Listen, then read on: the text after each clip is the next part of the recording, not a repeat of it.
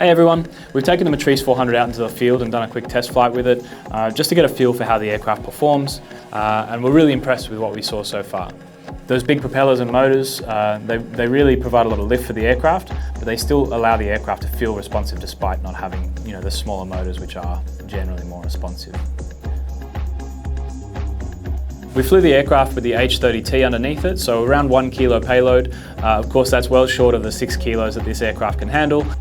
Knowing that you can put another few payloads on there and still have that extra power, extra flight time, etc. is going to be a really big advantage.